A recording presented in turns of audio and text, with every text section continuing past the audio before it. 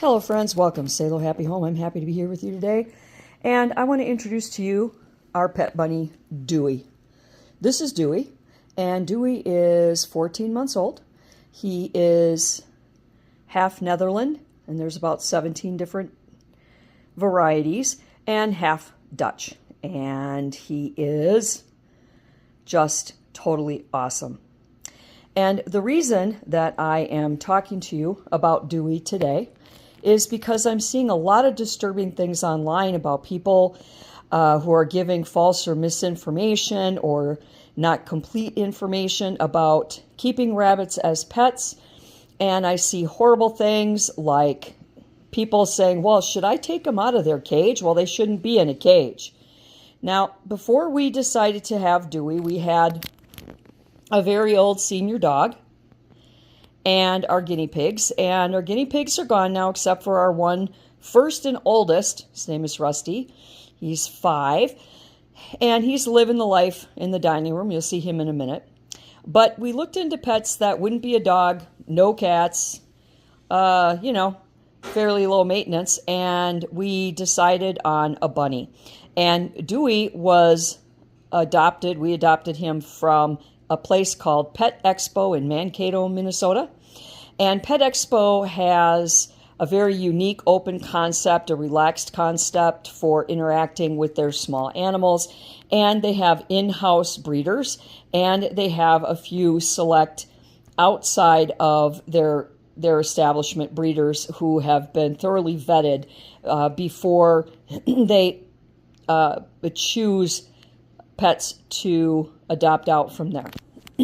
Dewey's breeder was one of the in-house breeders, and before we decided to adopt, we went ahead and did some research, and part of the research started with talking to the manager and specialist, small animal specialist over at Pet Expo, and we talked to them about the care and needs of the rabbits, and they explained everything to us, and pretty cut and dry.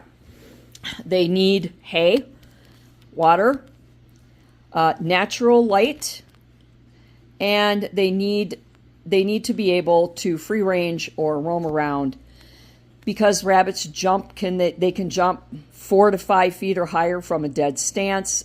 They launch themselves several feet. They need room. They, of course, are prey animals, so they will react like a guinea pig or a gerbil or any other prey animal. They're going to be unique in their behaviors as opposed to dogs or cats. The information that we received, the basic information we received from the small animal manager was not upselling us, not trying to fake sell us, these are the things. I said, well, we'd been told that you have to spend upwards of, hundreds of dollars a month. They have to have their teeth clipped and their nails and all this kind of stuff. And she kind of looked at me and she says, I've never heard that before. If you take care of them correctly and give them the correct diet, that's not something you have to deal with. Oh, the heck you say. So the next person I spoke to was the actual in-house breeder, and she confirmed his date of birth and his gender and his breed, and she said that she breeds those two varieties together because they're very, very open to being with humans and less skittish and less neurotic than some other varieties of rabbit. And they stay fairly small. He's fully grown, but he's really small. He only weighs a couple of pounds, if that. Not too bad. About the size of a overweight chinchilla, if you kind of know what that is. So the next call we made was to a small animal vet in our area who had over 20 years experience with rabbits in particular. And I asked about the cost of neutering, and they looked at me funny and said, well, why would you do that? And I said, well, I was told I had to. And they said, that's not true. They do not require vaccinations. They do not require spay and neutering unless you have multiple rabbits of both genders and you do not wish to engage in breeding. Now, if you have multiple males, for example, and you're concerned that your male rabbits will start to get territorial and fight, depending on the variety and the temperament of each one, then you may want to consider it. But by nature, they typically don't do that. They're very passive. As for the teeth clipping, just like the breeder and the manager stated separately and independently, that's not true. If your rabbit needs their teeth clipped, it's because you are not feeding them the correct diet. A rabbit's diet is 90% or more hay. Now, that can be Timothy hay or orchard hay. The other hays, such as alfalfa and the other kind of dessert hays, you can give them every now and then, but they're very rich, and they're not as stiff and rigid as Timothy hay, which is what they need. They need that stiff, rigid hay because as they eat the hay, it not only keeps their digestion moving correctly, but it also files their teeth. As far as vegetation goes, we hear this all the time. Oh, they eat too many vegetables. Nope. They don't. Only a small, tiny percentage of vegetation is required per day. And not all kinds of vegetation. They really shouldn't have all kinds of stuff from the garden. It's a myth that they love carrots. Carrots are very starchy, like potatoes. They should never have potatoes, onions, carrots maybe rarely if they like them. Watermelon every now and then if they like it. Maybe a grape occasionally. But their diet should be green, leafy vegetables, such as romaine lettuce, dark red and dark green leafed lettuce. Spring mix is also really good. You give them maybe a half a cup to a cup in the morning, half a cup to a cup in the evening, but their diet must be hay. And the more vegetables and fruits you give them, the less hay they eat. The less hay they eat, the less their teeth are getting filed. So it is life and death imperative that you limit the human food and the vegetation because they need to be prompted to eat that hay. Also, you'll see in his little box here, he's got coconut. That's a shredded coconut toy. And coconuts are exceptional for them. They keep the teeth and nails filed very nicely. And also, they need a lot of toys to keep themselves occupied. So he has all of these cool cat boxes here. He's got this little camper and the ice cream truck. And he's got a little tunnel that he runs into and peeks out of the top, and he's got a car. And these cardboard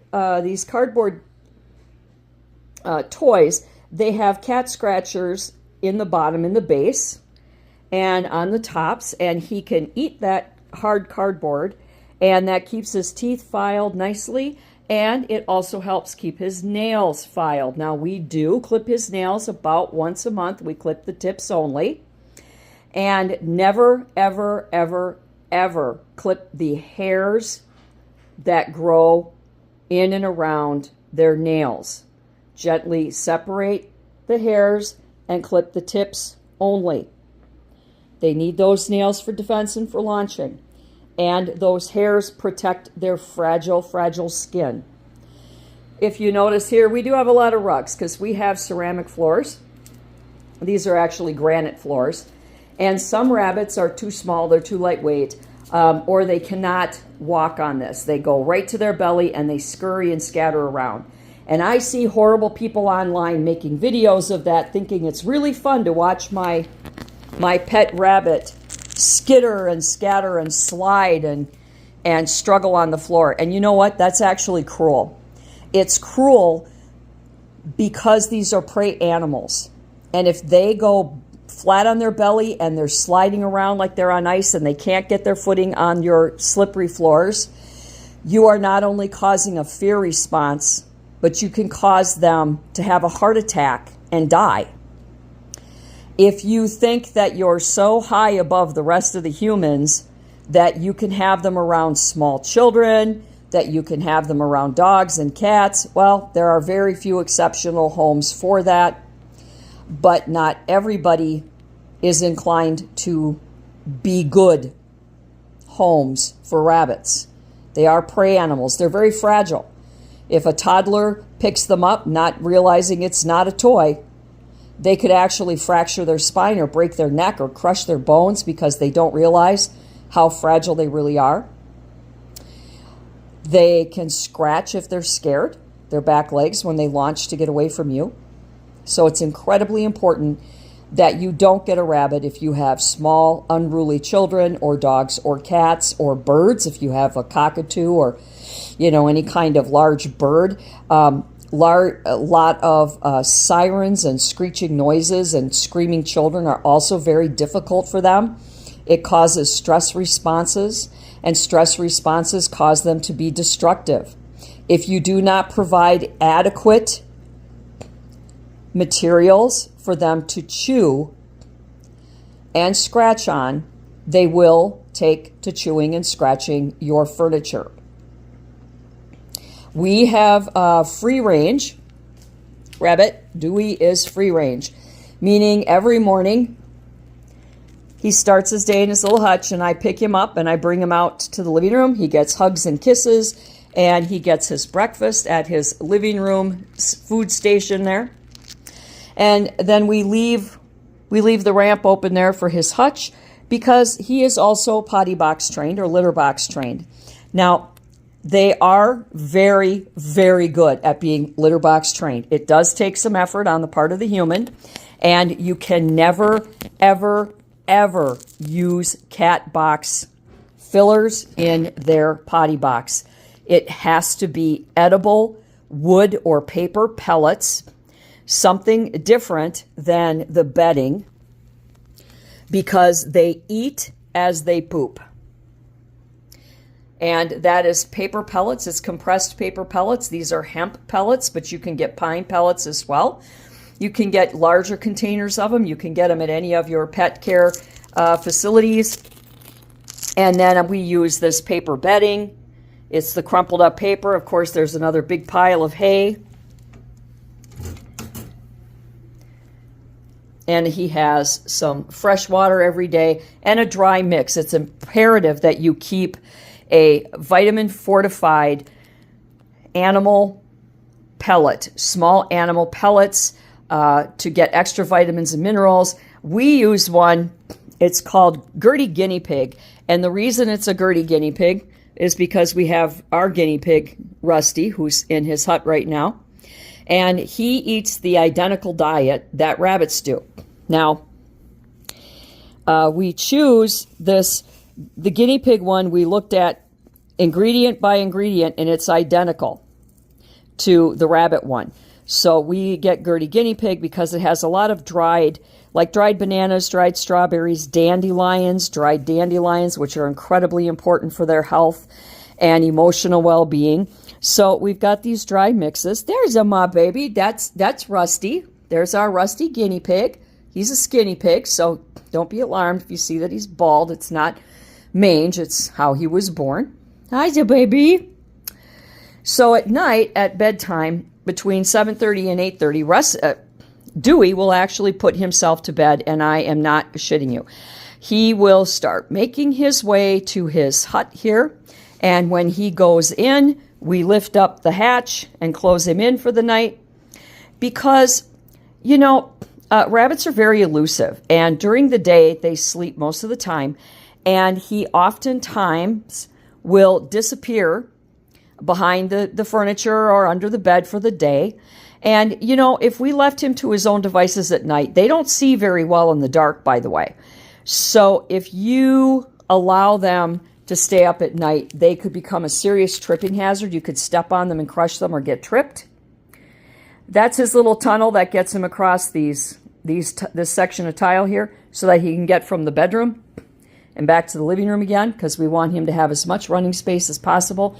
And our bedroom is huge. It's like an arena in there.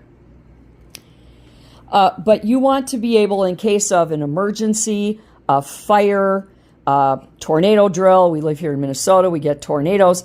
And we want to be able to jump up, take those green handles, grab him, take him to the basement or take him outside, to safety and then grab the handles and come back in for our Rusty there and know that he's in one place and he's safe. If we have guests over, we want to put him in his hutch because people that aren't used to having him under feet, he could easily trip because they are incredibly fast, they are incredibly silent, and he can potentially be a danger. He can trip people.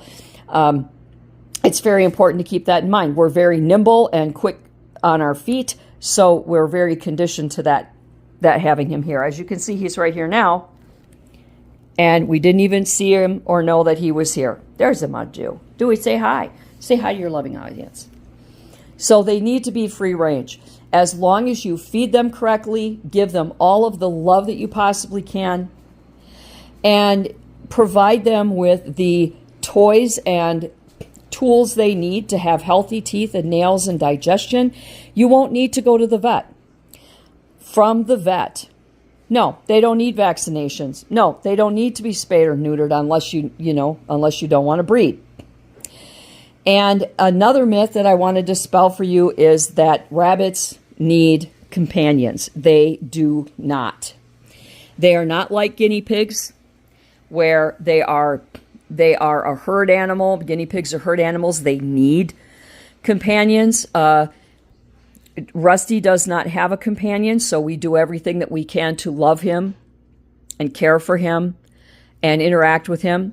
However, he is incredibly vicious. He mauled 2 of our guinea pigs in the past, and when I tried to save the other guinea pig, he, in his rage, mauled me. I was in the hospital. I had to go to the emergency room, and I couldn't work for a week because he ripped my thumb almost completely off.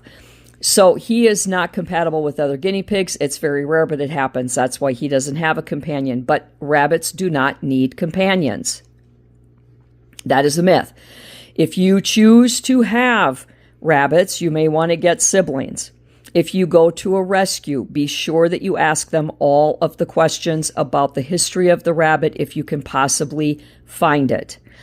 I recommend never getting a rabbit from someone who breeds them for meat, because those rabbits are untamed, they are undomesticated, and it will be just like bringing a wild animal into your home. I know that a lot of people love lop-eared rabbits, but lop-eared rabbits are not natural to America. They come from the Netherlands.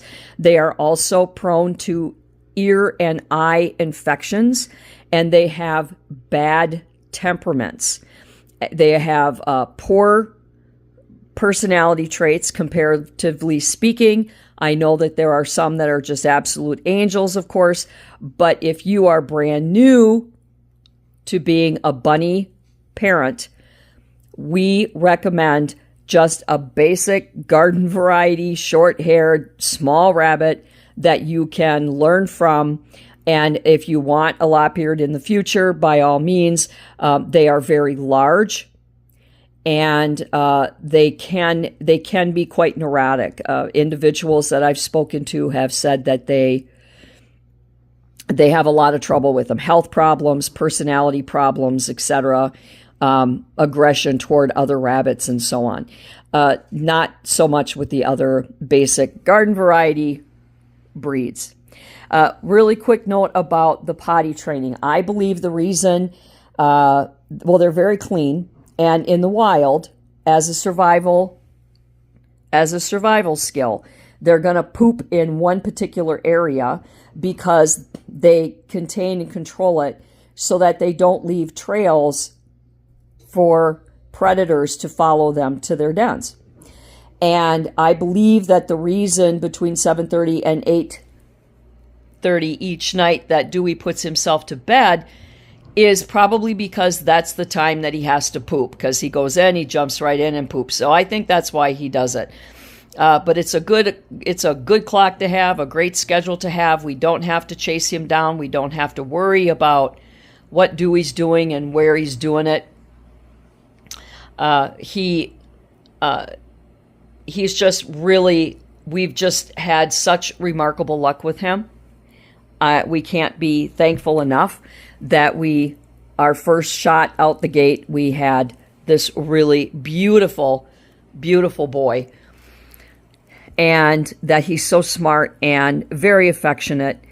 As they grow older, they will become more affectionate and more interested in sitting with you on the couch or sitting with you on the bed.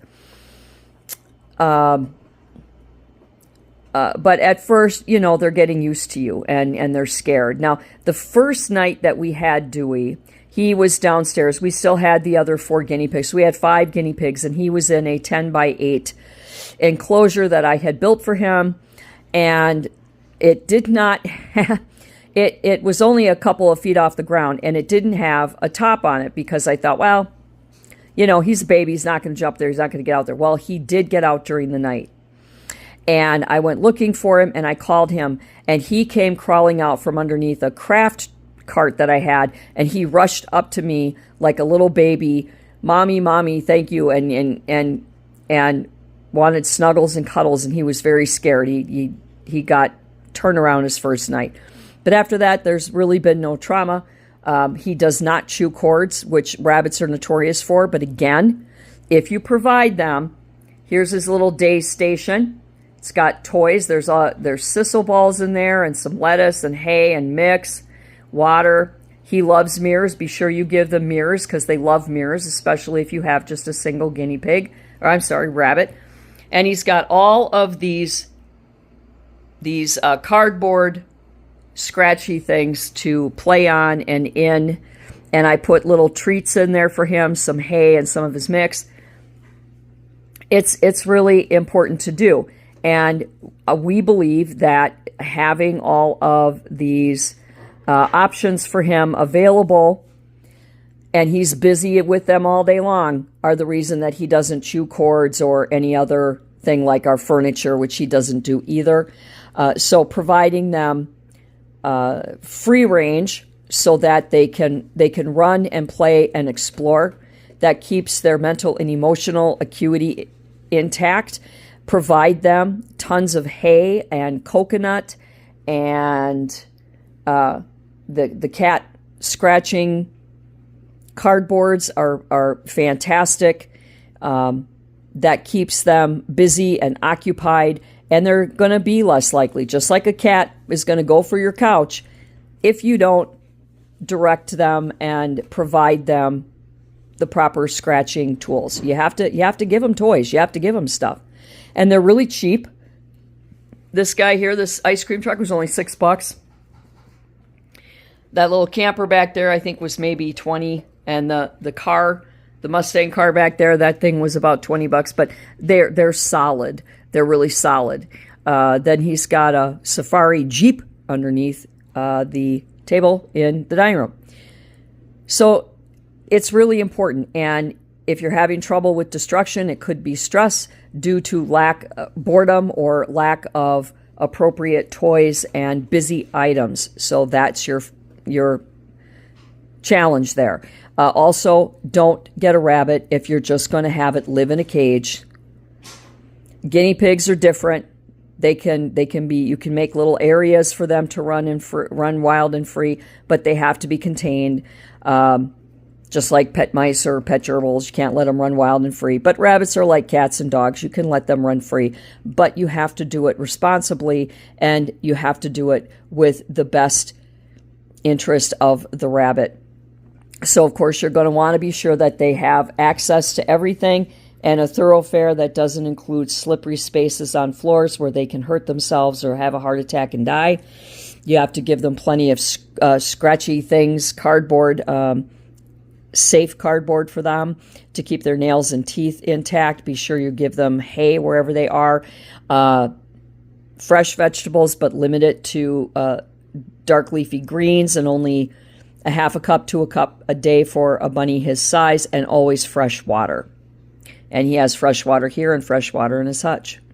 So I invite you to ask any questions that you may have regarding the care of a pet bunny, and just think about it, research it just like you would a dog or a cat or any other animal, and understand that you're taking in a very fragile, very fearful animal, because they are prey animals.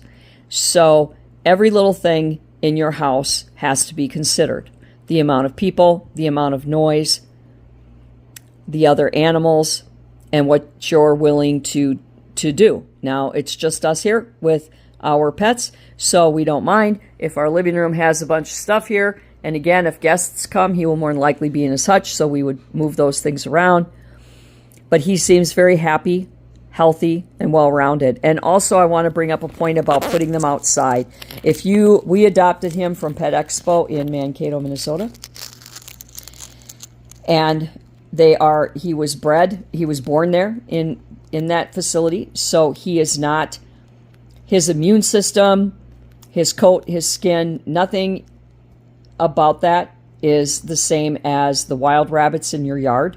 And if you take them outside, it only takes a few seconds for the bottoms of their feet to burn on pavement or sidewalks or car seats.